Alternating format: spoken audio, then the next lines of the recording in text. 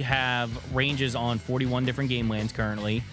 We have 30 rifle ranges, 16 archery ranges, and then 19 handguns, 8 patterning stations, and then 2 clay bird areas. And you go to one of our ranges, you go to a local sportsman's club on the weekend, a sporting club. Every time the gun goes off, that's dollars for conservation somewhere across this country. And because even if someone's not a hunter and they just enjoy shooting trap or skeet or just shooting bullseyes with 22s, it doesn't matter what it is. It's supporting conservation, supporting wildlife, and supporting things that are going to be here when we're gone. You know, the number of arrows you shoot isn't always going to make you a better archer, because I shot 100 arrows today versus 15 arrows. And when you really start to figure out your form and what the process is of releasing an arrow the same each time, doing it the right way 40 times is way better than doing it the wrong way 100 times.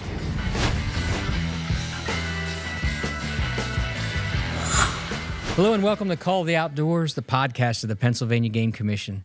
You know, last month in August was National Shooting Sports Month, but obviously we had some big news to bring to you with the governor signing the Sunday hunting bill, and we're all excited for this fall hunting season. But we're going to bring in our shooting sports team. We're going to talk about all things shooting sports that happen here in Pennsylvania. It's so important to the Game Commission, so important to conservation when you look at the shooting sports side of things. So we're going to get right to it. We're going to talk about all things shooting here on Call of the Outdoors. And it's hard to believe it's September already. And, you know, obviously, last month we had some big news. Last month in August that we had to share with Sunday hunting, with the governor signing the bill to allow Sundays, and that was Shooting Sports Month in August. But we're bringing Shooting Sports Month back here in September, and welcome to Call of the Outdoors, the podcast of the Pennsylvania Game Commission. We've got 2 great guests today, and they lead our shooting sports division. You know, all of the efforts that are done here at the Game Commission. And go ahead and introduce yourself, guys. Start down there with you, Todd. My name's Todd Holmes. I'm the Shooting Sports Division Chief here at the Pennsylvania Game Commission, and I've been with the agency for, I think, 11 years now. And Todd always looks grumpy. He's really happy, I promise you. I'm sorry, my face is just this way. And I'm Luke Johnson. I'm also in our shooting sports division. I'm our range management coordinator here for the agency, a relatively new position here at the agency. So I've been here for about a year and a half now. Let's get a little deeper than that, Todd. You know, talk about how you grew up, and you know, obviously archery is pretty close to your heart, and you know, really why you're here. My dad. Your path to here. Let's talk. Yeah, about it's been a long one, I guess, but my path to getting here, I kind of started to shoot a bow as a 5-year-old kid. My dad took me to a local archery club. They did like an intro to archery class. I think I was 5, shooting an old Bear compound, round wheels with fiberglass arrows, just kind of flinging them, and kind of fell in love with archery and actually was pretty good at it as a kid. So my dad and mom supported me doing some competition. I joined the IBO. I really like 3D archery. So we did the IBO Triple Crown and the World Championships, and I competed in that until roughly when I went to college in 2000 or 99. And then I was a baseball player, so archery kind of took a back seat, but obviously hunted all the way through.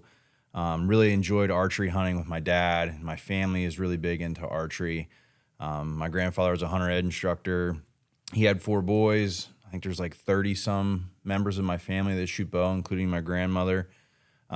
We attend the Pennsylvania Bowhunters Festival every year. I was gonna say, that's a family tradition for y'all. Yeah, I think it's been 30-some years I've been going. My grandparents have been there since the very first one.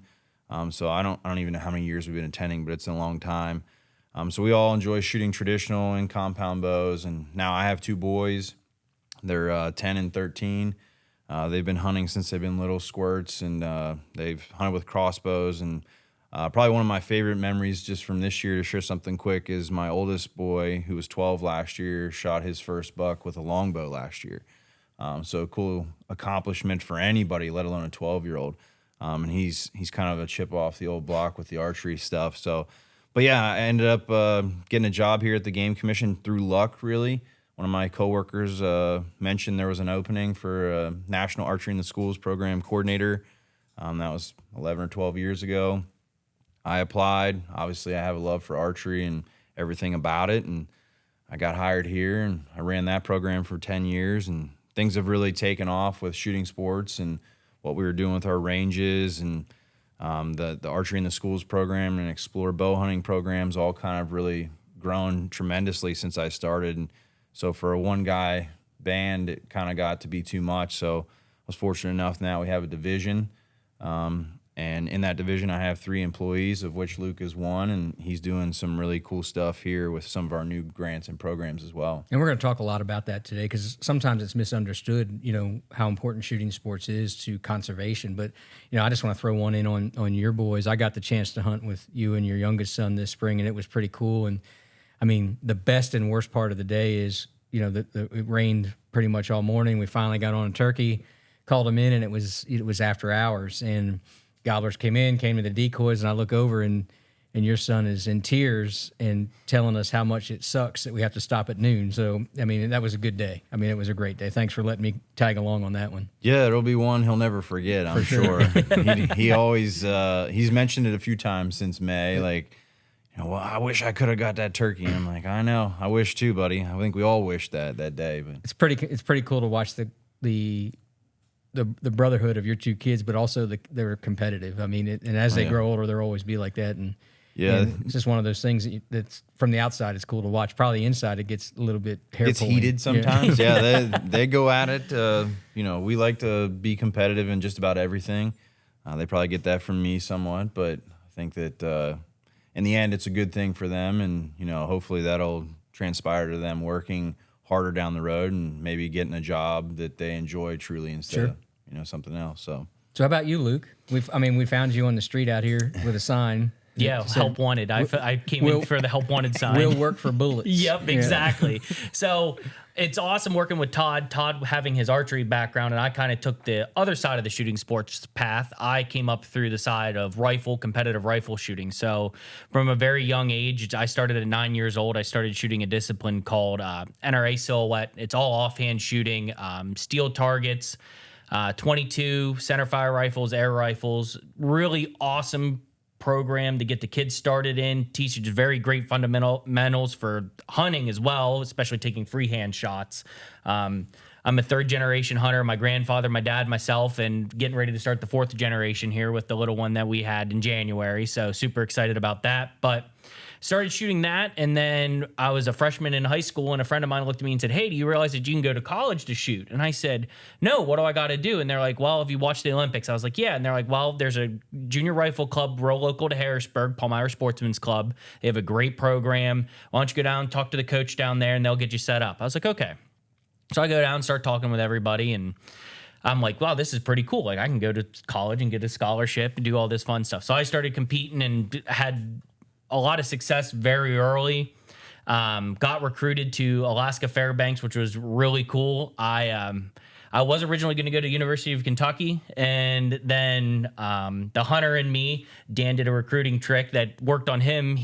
I said, "Nah, I'm not really going to come. I don't want to come." And he goes, "All right, well, I'll let you go." About 2 weeks later, get an email. There's Dan behind a world-class caribou and says, "Hey, just want to know what you're missing, what you could possibly be missing in Alaska." Email back and said, "When can I be on a plane to Fairbanks?" That Thursday, I went on my recruiting trip and never looked back. So went up to Alaska, competed 4 years there, a couple-time All-American, NCAA runner-up, and got a degree in natural resource management. So I love this job. I get to work for the agency as managing our resources and still get to shoot and help out with the shooting resources, which is absolutely incredible. Still, I don't shoot internationally anymore. I don't shoot the 3P side of thing, but I'm still very active with that community, helping out. But if it, as like Todd likes to say, if it goes bang or twang, I'm into it. So that's right. And that's what we want to talk about. We want to talk about shooting sports. And, we'll just knock it out of the gate. We got ammunition sitting here. Let's talk about the Pittman-Robertson Act and how important that is, not just here in Pennsylvania, but across the country. A lot of folks, it's a revenue stream for us here at the Game Commission. It's a revenue stream for conservation across the country. So hit on that real quick, Todd, if you will. Yeah, so a lot of people don't realize that the Pittman-Robertson Act was put in place in 1937. It was kind of monumental legislation then for what it provided. I don't think people realized really how big of an effect it would have over the long term. But essentially, there's an 11% federal excise tax placed on all firearms, ammunition, archery equipment that's collected by the federal government each year. That money goes into a giant pot, and it's allocated to the states based on a formula of the state's landmass size and the number of hunting licenses that they sell each year. So Pennsylvania has a fair amount of hunters. I think we're 900,000-ish somewhere each year. Also a fairly sizable state for landmass. So I think this past year our apportionment was like $33 million our state received through Pittman-Robertson funds just in the past year. And that money, each year goes to many different things. It's not just shooting sports. It goes to habitat management. It also goes into land acquisition. It can go into hunter education, shooter education, recruitment, retention, reactivation of hunters, disease management, disease study, population, studies, stuff like that. All of those funds get divvied up amongst our agency each year and used in many different manners. So it's really been a great thing for our agency because, yes, there's other ways we make revenue, but this one's pretty steady. And it doesn't fluctuate a whole lot because, a lot of people are still out there shooting and hunting each year, and that's what's driving that fund. Yeah, you go to one of our ranges, you go to a local sportsman's club on the weekend, a sporting club. Every time the gun goes off, that's dollars for conservation somewhere across this country. And, I look, we all can pay respects to our forefathers that were smart enough to get that put in place, because even if someone's not a hunter and they just enjoy shooting trap or skeet or just shooting bullseyes with 22s, it doesn't matter what it is. It's supporting conservation, supporting wildlife, and supporting things that are going to be here when we're gone. So, we look at it that way for sure. And it's cool to see for some research that NSSF, National Shooting Sports Foundation, does. In 2012, we had 43.5 million recreational shooters, and then in 2022 it grew to 63.5 million shooters. So we're seeing a 56% increase, and it's continually growing. So it's awesome to see that recreational shootings continue to grow for conservation. And we're going to talk about this a little bit more, but you guys, anybody, myself included, like every week you're shooting a bow or a gun somewhere. That's part of it. Getting ready for archery season, and you shoot your bow, and the first time you're a little rusty, and you get better and better every day. And I'm sure your family shoots pretty much. I know those boys are shooting at least a BB gun every day. Yeah, they keep us hopping. Between all the different things that they're shooting between air gun, crossbow, longbow, compound, rifle, slingshot. You name it. They're constantly losing arrows and hitting the steel targets out in the yard, and so they keep us busy. But and that, when you sit there and you think about how much you spend just as an individual each year on some of that stuff, some of the things I don't really think about, like that funds PR. Like I bought a new set of bowstring and cables last week. That's all going towards it, which I didn't. You would never think that that's something that's helping fund our agency, but all of that does. And a cool stat that I found out last year is that arrows specifically have a certain amount for each shaft that's sold that goes towards PR. And I think last year it changes annually, the number, but it was 62 cents per arrow goes into PR. So if you think just about the number of arrows that we buy in Pennsylvania each year, like that's a lot of money that goes towards PR. You just look at our bow hunter numbers nowadays, when crossbows became legal, not too long ago, really, when you look at the big picture. But I think we're at like north of 350,000 archers that take to the woods every year. That's incredible. That's leading the nation as well. And that's just our hunters. That's not even counting our recreational archers too. So I know Pennsylvania is a leader for the IBO, and we have Lancaster Archery with the Lancaster Archery training facility there for Olympic athletes and whatnot. And Casey's doing great things with the Olympic team, and so there's a lot of folks that are shooting arrows every year in Pennsylvania. There's not a weekend that goes by you can't go shoot a 3D shoot somewhere in the state. Yep. You look at that, and we host some big events like IBO and TAC, the Total Archery Challenge. That brings people from across the country. Yep. S3DA has really blown up in the last 3 or 4 years in Pennsylvania as well, which is bringing new kids into the sport of 3D archery as well. So. What's that stand for? SD? Scholastic 3D Archery. Yeah. Yeah, I see a lot of. There's some local kids in our county, Perry County, that are doing real well in that as well. Let's talk about our shooting ranges, public shooting ranges. The initiative was made years ago to, we saw this need for folks to go out there and enjoy shooting sports, whether it's zeroing your rifle or practicing or whatever it is, and that expansion is. A lot of that has happened in the last 4 or 5 years. Under your direction, Todd. Let's just talk about where we were, where we're heading. Sure. I mean, when I came to the agency in 2014, we had one archery range that was open to the public. Really two, but really, yeah, one. We have one behind our headquarters. 1.4. Yeah, that one's kind of smaller, but we had one at Scotia. I got up to visit it. I'd never been there before. And it was really just a couple bag targets set out, and all the bag targets were at one distance, a static line. And then if you wanted to shoot 20 or 30 or 40 yards, you had to stagger where you were standing, which if you've shot on a public range before, creates an unsafe situation. If somebody wants to shoot at 20 and 40, you can't really do that safely. Plus, the range is in pretty rough shape. You know, the bag targets were falling apart. Half of them are on the ground. So just pretty rough for an archer, you know, and we didn't have any other offerings for anybody as far as a public range went. So I worked with some of our engineering department. We put together our heads and came up with a range design, worked with the ATA, used some of their range building skills. Archery Trade Association. Yes. Mm-hmm. Yep, and they were super helpful in helping us kind of get up and running the first year and developing a range design that would be effective for the public. So we built our first one, which was in the southeast region. We weren't sure how heavy it was going to get used, you know, so we kind of put it out there, told the public through a social media post, hey, we have this new archery range, go check it out. And within 6 months, our targets were shot out completely. So we learned that, one, people wanted it, they were going to use it. And two, that our targets that we had weren't going to work for, you know, the amount of use they were seeing. So over the last 3 to 4 years, we've changed our target design. The one we have now, I think, is a really good one. It's held up extremely well. We have some of those that have been out there for 3 years now, and they're still in use. Our ranges are handicap accessible. They have concrete walkways that go from the shooting line to each of the distances. Most of our ranges have 10, 20, 30, 40, and 50-yard targets. Our target lines are all covered with a roof. There's bow hangers. Just a really user-friendly system that anybody can pull up any day, go out, shoot their bow. Our archery ranges are free. They do not require a range permit or a hunting license to use them, which is also another benefit. Anybody can shoot them. Yep, anybody can go use it. So if you got a new bow for your birthday or for Christmas, and you're like, you know, I don't know where to go, you can go to any one of our ranges and shoot. Sight your bow in. Those 10-yard targets are 4 foot by 4 foot, so you should be able to hit one of those to start and get it dialed in, and then work your way up. So, but now we have, I think we're right around 14 or 15. 16 archery ranges. 16. Okay, Yep. We're adding more every day, so sometimes it's hard to keep tabs on that. But we have 16 archery ranges now across the state. All of them are getting used heavily. Excuse me, and we're seeing a ton of people report back to us that they like our ranges.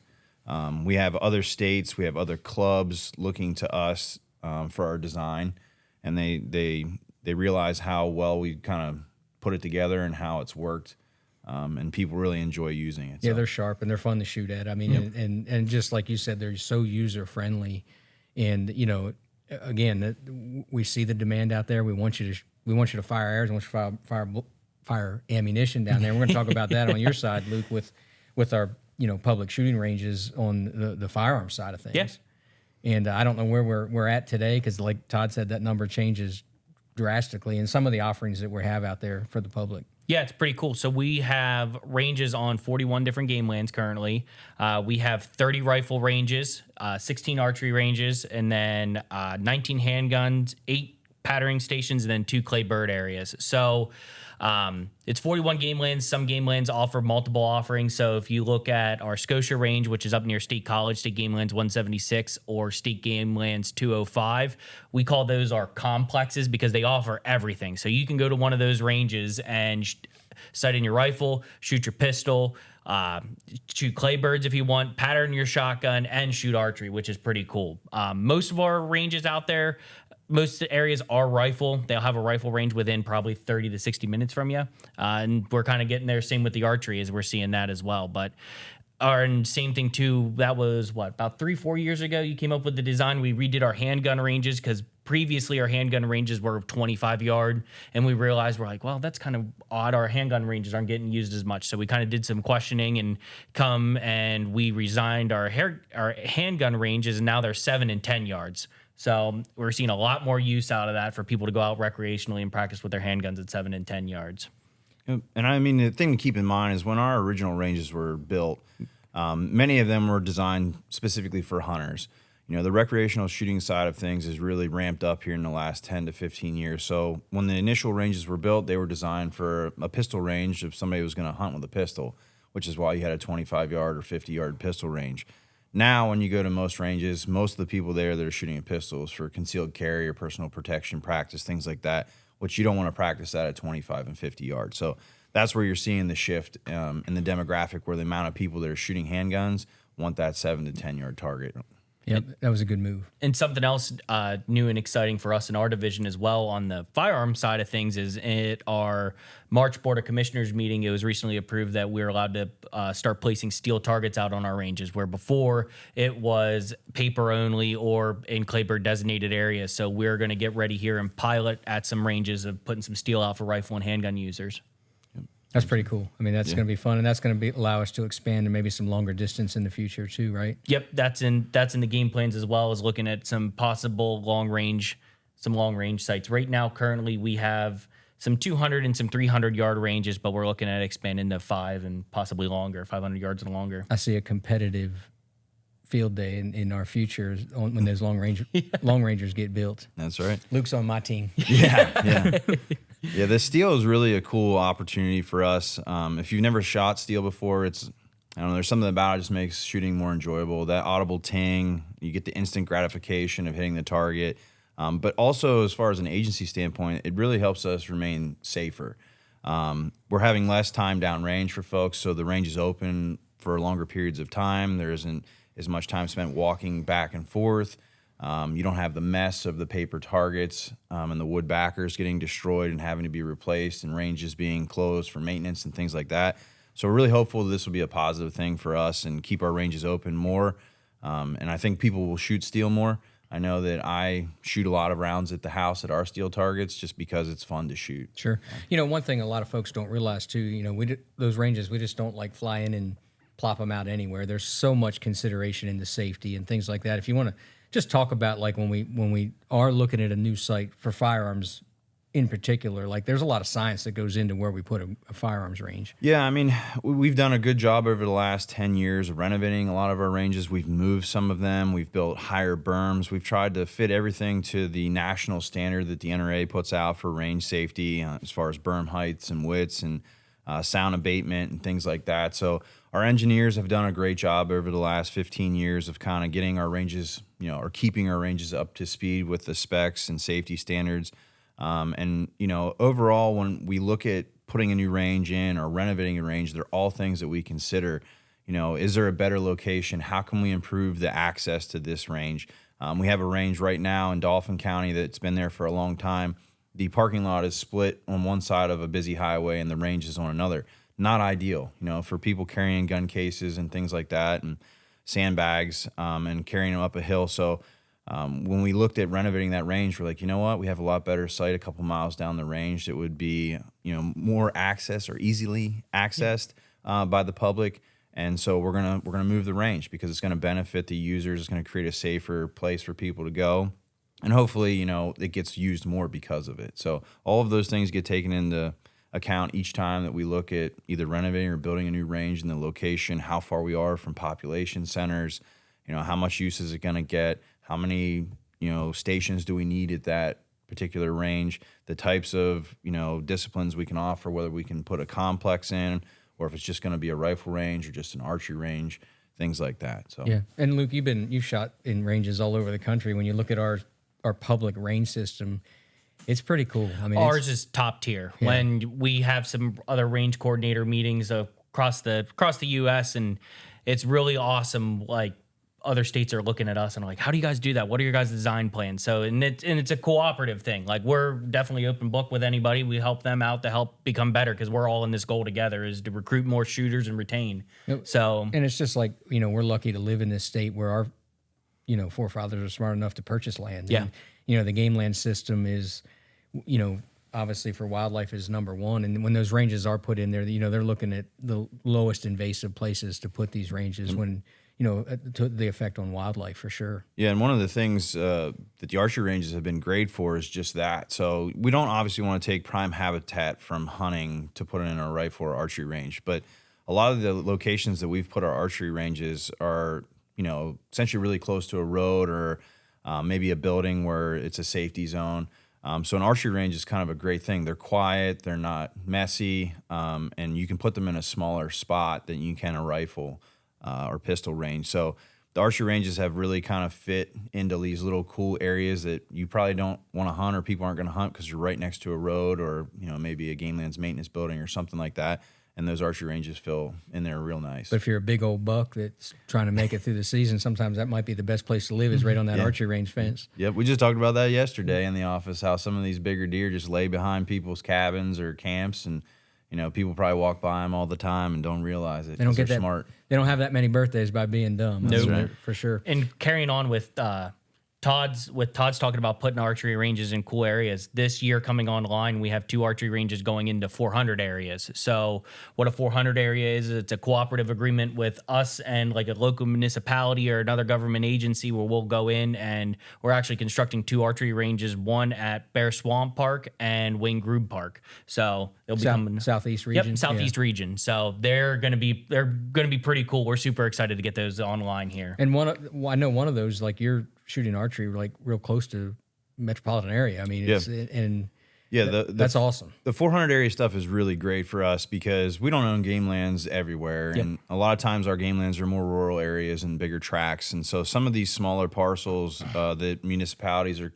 county parks own, they might own 70 or 100 acres somewhere that's really close to a population center. They're not really doing anything with it. And we can put a small footprint archery range in there and allow access to that entire population center to come shoot a bow.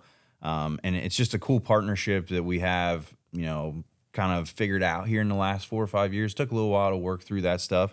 But with these first 2 coming online, I think it's going to be a home run for us moving forward to access, some areas where we don't own game lands, to get some archery ranges built in some really neat, unique areas. And you look at archery, and you're in your division, you have the National Archery in the Schools program, and what's amazing to me is it's one of those shooting activities.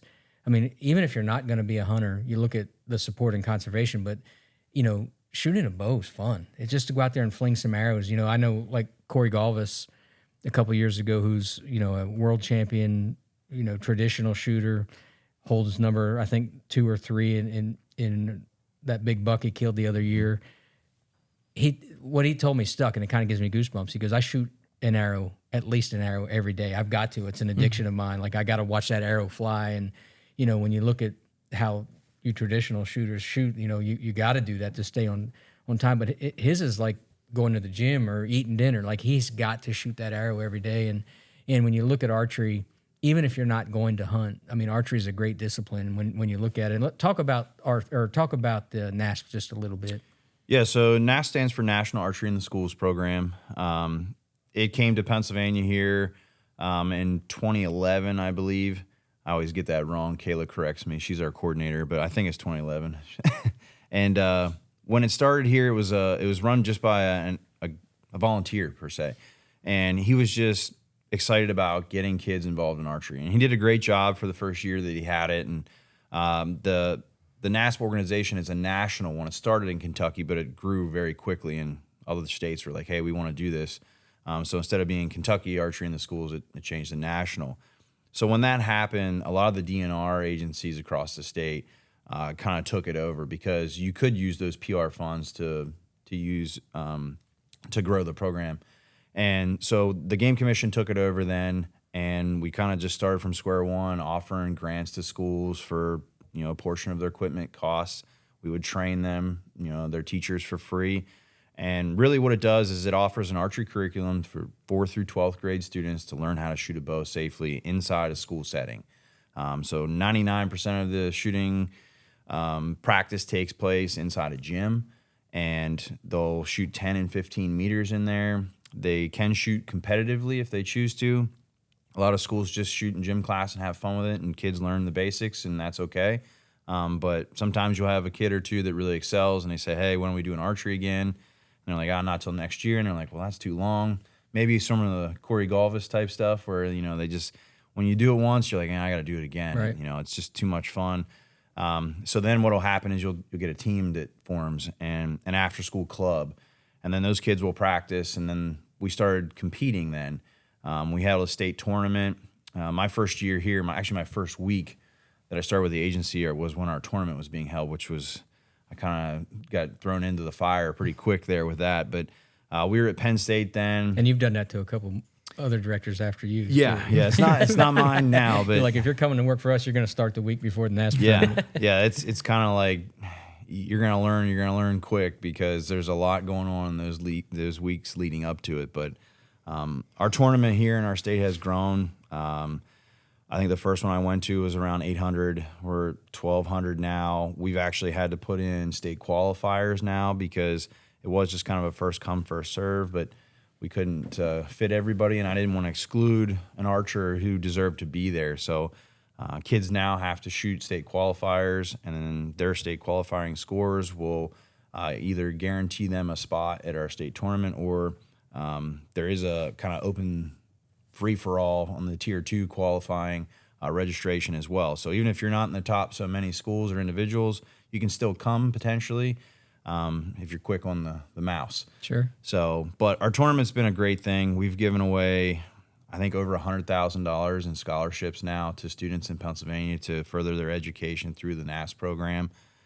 It's teaching a life skill. Like, as you mentioned, shooting a bow is something that I learned when I was 5. My grandmother shot her bow, I think, until she was 85 years old, so it's something that you can carry with you. It's something that's fun for everyone. It's a family thing that you can get everybody involved with. And, who doesn't like watching an arrow fly through the air, So NASP has been a great thing. It's continuing to grow. I think we're over 340 schools here in Pennsylvania. And when you run some of the numbers, it's kind of crazy the amount of kids that participate. So last year was over 115,000 kids in Pennsylvania participated in the NASP program in a school setting, which is a crazy number to throw out there. But it's working. Kids are enjoying it, and it's a great opportunity for them to get involved in a sport that they may not have had an option for. And the other number of that I've gotten excited when I've heard it is the amount of that 100 and some thousand that actually buy a hunting license.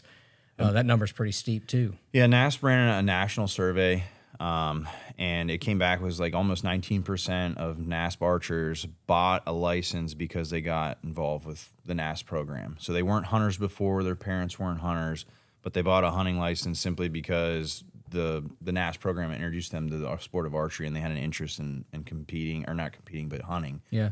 You look at NASP, and there's a whole nother side that we're, obviously why we brought Luke on is that Scholastic Firearm stuff. Like you and I, Luke, went to that Scholastic Clay League shoot with, there was 1,000 kids shooting trap all day long. It was crazy just to smell the gunpowder and hear the shooting that was going on. And just like yourself, there was a pathway to college. And a lot of folks don't realize the scholastic sports of shooting sports, and just hit on some of that if you will. Yeah, absolutely. That's what I love about so the event we were at Elysburg, it was the USA Clay League State Championship.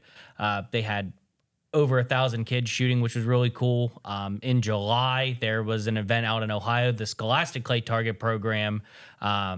There's roughly 7,000 to 8,000 kids in a week out in this range complex in Ohio, Cardinal Shooting Center, and they'll shoot trap, skeet, and sporting clays, which is incredible. And I saw some kids out there on the range with their 870. They don't need a Perazzi. Now there were some over and unders that were sharp, but everybody was shooting. One of my favorite memories was I was out working the event at Cardinal a few years ago, and there was a younger kid from Nebraska, and he was maybe. His 870 was taller than he was, old 870, 32-inch barrel, and he's out shooting doubles trap, and he is busting them and smiling from ear to ear, and he is kicking kids' butts, shooting Perazzis, Kriegovs, and Brownings. Like, it was just so cool. It doesn't matter how. It's just awesome. It's truly incredible to see kids take that next step. And also with the Scholastic, there's a Scholastic handgun program as well. Well, they'll shoot like a steel challenge, stuff like that as well. And then you have junior rifle, BB gun programs, and then archery as well. Awesome. We're looking forward to that expansion. But let's just circle back to our shooting ranges, our public ranges, and you said earlier that, if you're shooting in the archery range, it's free. You don't need a license or permit. Let's talk about the firearm side. and how that works. Sure. So to use the firearms ranges here in our state, you do need to have a hunting license or a range permit. Right. Either or will work. We changed some of the way that the range permit works here in the last couple of years. It used to be, I think it ended on June 30th and started on July 1, so you had to renew it each year. Now, when you buy one, say you buy one today, it's good until today next year, essentially, which is kind of nice. And that's a digital option. You can buy it and have it on your phone and you're good to go. But if you don't have a range permit or a hunt license, one of our guys in green is going to give you a citation. Yep. So it's your responsibility to know the range rules and regulations, and that's one of them. Obviously, you have to have a permit if you're using a firearms or shotgun range. Whenever you do, get on the website, it's super easy to get the range permit. It takes maybe a couple minutes, and you're in and out of there. So say that you have some friends come in, they're visiting, like, hey, want to go to the range. You are allowed to take a guest with you if you have a permit, or if they want to buy their own, they can do it in a couple minutes. So it's pretty seamless. So sometimes buying a hunting license is just as easy now because we're online as well with that. So depending on if you plan on hunting or if you just want to go shoot the range, you got both of those options available to you. So yeah, we talked about a lot of our public offerings, but when you look at our state, we're so lucky to have over, I think, 700 local sportsmen's clubs throughout the state, and in all kinds of disciplines. And I mean, just going to some of those meetings is cool, but like we've actually developed a program where we're partnering with a lot of these clubs and developing that relationship further with our agency for the future of hunting, for the future of conservation, for the future of sporting shooting sports. So, just hit on that a little bit, Luke, where you've been the last 2 years. You've been really busy with this program. Yeah, it's been a fun 2 years getting partnerships established with our local sportsmen's clubs that we have around the state. And Matt's correct, we have roughly over 700, and it's great to do these partnerships with them with a grant to do localized range improvements. Because like what Todd said earlier, we can't have ranges all over the state. So it's nice to be able to partner and help sportsmen's clubs that might have aging membership or aging facilities be able to help reamp them, revitalize them so that they can keep hosting more public events, hunter, trapper education classes, stuff like that. So it's been fun the past 2 years being able to see some really awesome projects that we might not be able to do as an agency, but be able to help these clubs do. So if you're a member at a sportsman's club, feel free to reach out to myself or Todd or anybody in the agency, and they can get you pointed in the right direction. Right. And it's so important, all of us sitting here today, everybody out there that's listening, especially hunters, it's our job to pass it on to this next generation. And the same is with shooting sports. And that's one of the things where the shooting range improvement program is helping out. Like you said, a lot of these clubs are in dire need of some improvements. And we see that. Yep. And we want to be your partner. We want to be there to help. And we need you to go out there and, and open public events and introduce new people to shooting, hold hunter trapper education classes. And I mean, it's our mission. It's our job to promote this from here on out. But, before we leave, we're going to get down and dirty in some of this stuff that I think is important as we look at, we're here in September and, in special regs areas. Todd, archery season starts here real soon, and statewide archery season is less than a month away. But let's talk about, some things that maybe you do at the range that helps you become a better archer. I know for myself, I'm just going to give one real quick that for years I would go out there and shoot, and I'd try to shoot X amount of arrows, whether it's 25 or 50. And now I try to shoot every arrow and execute that shot the best that I can. And it's not necessarily the amount, it's that execution of that shot. And that's helped me tremendously as an archer. Get through target panic. It's helped me in a hunting situation. And that's just how I look at it. Maybe it's old age. I used to, try to shoot 20 quivers full. Now I try to shoot 6 real good shots every day. Yeah, you said the bad word there, target panic. You're not allowed to say that. Not before archery season. Yeah, well, I was through it for a long time. Yeah. So, over the years, shooting competitively, I learned a lot of things on, what's good practice and what's bad practice. And, the number of arrows you shoot isn't always going to make you a better archer because I shot 100 arrows today versus 15 arrows. And when you really start to figure out your form and what the process is of releasing an arrow the same each time, doing it the right way 40 times is way better than doing it the wrong way 100 times. So limiting your practice, once you get tired, shut it down is one of the things I've learned that benefits me the most. If you're out there weaving around, shaking, your form starts to fail, you're not going to be as consistent, and you need to kind of step away for a while. So that's something I've learned. Another thing that I do, I've hunted with my longbow. Well, your body fatigue's natural. You don't even know it. Your arm starts to drop. Yeah, I mean, I'm getting older, so I can't hold as long or as much weight, and what I used to be able to shoot and how long I used to be able to shoot, I can't do anymore. So some of that stuff you start to figure out over time. Like, I can't get away with all the stuff that I used to do. But I started shooting a longbow, 10 years ago, hunted with it for 3 or 4 years. I still hunt with it from time to time. One of the things that taught me was you had to go back to training wheels. Yeah, well, it's a whole different ball game. It is. And it's a challenge that I loved. Obviously, my kid loves it too. But it's something that it takes time, and you really have to put in the effort. Shooting one arrow every day, like Golf has said, is something that I learned was great for me, because you only get one shot. When you're in the tree stand, it's not like you get a second or third opportunity. So I would have my bow hanging on the porch at home, and I would get home from work, and I'd literally have an arrow sitting there. I'd just walk out and fling one arrow, and then I'd set it back on the porch, and maybe 3 hours later, I'd go out and do it again. And I did that for weeks leading up to the season, because the only shot that really matters is that first one. So making that first one count and getting comfortable shooting that way was a big factor in my success in hunting with traditional archery. So, and then the last thing I'll share when shooting my compound, which I still do as well, I practice at longer distances. Not distances I would take a hunting shot at by any means, but I'll practice at 60, 70, and 80 yards with my compound bow. And then when it comes time to execute a shot at 20 yards, that pin just rock solid. Right. It stays right where you have it, because you're so accustomed to shooting from so far away.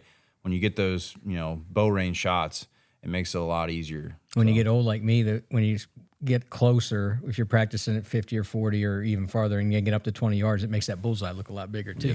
Yeah. The other thing too that I just want to throw out there: don't limit your practice just to preseason. Like, once that season comes in, so many people forget about, because it's all muscle memory. We all can think about when we drew the last deer we shot with a bow. You drew back and everything anchored right, like everything just happened. You have to think about it. I always probably practice as much during the season as I did preseason. I think that's something that a lot of people forget about. Yeah, that's a great point. Things can get bumped, moved. You're pulling your bow up and down out of a tree and carrying it through the woods. A limb can hook your pin or your rest. So shooting throughout the season, if something does get bumped or moved, you can catch that before you make a mistake and hit where you're not aiming. The other thing you can practice out of, if you hunt out of a tree stand or a saddle, practice out of it. Practice out of it a lot. I started saddle hunting a couple of years ago. It's new to me, but I've enjoyed it, and the positions that you can get in a saddle are completely different than anything you've ever been in with a tree stand. Right. So practicing with that saddle on and the different positions and shifting around the tree and where to have your tether and things like that are all things that can benefit you in the woods, because you know what feels comfortable, what you're comfortable with. Same with my kids. We have a ladder stand in the backyard that's set up over our range. They practice out of the tree stand all the time. And that's because that's how we hunt. So, whether it's a ground blind or if you're just hunting off the ground, or if you do hunt out of a stand or a saddle, practice in all those different scenarios, wear your clothes, wear your head net if you wear that, or, all of those things all help you. You're probably a face painter, aren't you? I'm not. Okay, No. just making sure. No, the beard is my camo. I got you. So, Luke, let's talk about firearms, because we all go to the range. Hopefully we all go to the range and zero our guns. But there's other things you can talk about when it, to me, I'm going to go to turkey hunting real quick. We pattern our guns, but like even practicing with your shotgun, even if it's a stationary target, it's important to know that firearm, whatever you're taking in the woods, is like part of your body. Absolutely. Firearms are, a lot of people think just because you can grab it off the rack and stuff like that, it should fit you. But fit is probably one of the most important things, especially with shooting shotgun, turkey hunting, waterfowl, upland bird hunting. And the one thing that I always view, and a stat that I tell people a lot of the times, is when it comes to like shooting sports in general, it's 95% mental, 5% physical. Yeah, you have the muscle memory of doing everything, but it all comes down to the 6 inches between your ears. being confident in your equipment. Yours is a lot more than 6 inches. Yeah. But being confident in your equipment, spending some time out in the range and just trusting your process. So, like myself, I have a shot process when it comes down to executing a shot. Like, so I'll use like rifle hunting, like with my rifle as an example, is if I'm shooting off of a bench or even a bipod, I'll go through my quick little checklist. And this is where the practice comes in, is because you have a deer, you're out hunting. A lot of times it's a quick judgment snapshot where I can run through this process in the snap of a finger. But where I place my hand on the rifle, where the trigger's positioned in my finger, and then what I do is I run through a quick checklist as I start at the tip of my finger, go up through, make sure everything's relaxed, and just go center squeeze. I'd center squeeze and I touch the shot off. And just being able to repeat that constantly. And it goes the same thing with bow. And what that does is it sets a process, it sets a precedence to help avoid that target panic, because you can start running through all kinds of scenarios through your head, and it's quieting the mind is what I tell people. Is you want to quiet your mind and focus, center squeeze, and be able to take that off. And it's the same thing too. I would rather go to the rifle range, and yeah, there's a lot of things you can do, such as like Dave Mitchell that's on our podcast all the time with us. Dave goes and tests loads constantly. So you can go and test loads at the rifle range. You can go sight in your gun. You can just go for recreation. But being able to go with a purpose and a set plan when I go to the range. So it's like, okay, I'm going in, setting up my rifle today. I'm sighting it in, and I'm going to once I get it sighted in, I'm going to execute 3 solid shots for a grouping to make sure that everything's solid. And then same thing too. During the season, I like to at least make sure I get a shot off or two to take it back to the range and making sure. And I know it's tough to do. And it's the same thing too with, like, if you're an upland bird hunter or waterfowl, there's a ton of sportsmen's clubs around the local area that have sporting clay shoots. They do fundraiser shoots or just general weekly sporting clay shoots. You can go shoot 50 birds for $10, $15. And it's great practice because you're seeing all kinds of different target presentations. And when you're in the field, you don't know where that bird or where that game's coming from. So being able to put yourself in those scenarios for when you're in the field is crucial. When I think back to my childhood, I remember my dad, 2 things that are specific. One was sitting still. Like, if you moved and blinked, like, you were getting told about it. But when it came to shooting, it was squeezing the trigger on a rifle. Yep. And, like you just talked about how you really squeeze and hit this. But I remember this. I moved to Iowa when I was 22. And in Iowa, it's shotgun only, deer hunting. And I remember some of my buddies, I think they were going to Wisconsin or somewhere where they bought rifles. And we went to the range. And they sat down on that range and shot it like they did their 870. And I mean, they jerked the trigger. And, they both bought brand new 700 BDLs and, put really good optics on it and good mounts and good bases. But they couldn't hit a pie plate at 50 yards because they never learned how to shoot a rifle. Yep. And shoot it right. And that's, here in Pennsylvania, I think, our guys are hunters, guys and girls. And believe me on this, girls are way better shots than guys are with a gun, bow, whatever, because they listen and they just are. I mean, it's just how it is. But squeezing that trigger and having that become muscle memory and second nature, I think, is crucial. Aim small, miss small. That's right. Well, gentlemen, thank you for everything. Thank you for everything you do for the agency. Thank you for your passion in shooting sports and hunting, and look forward to talking to you again real soon. Thanks for having us, Matt. Heck yeah. Thank you.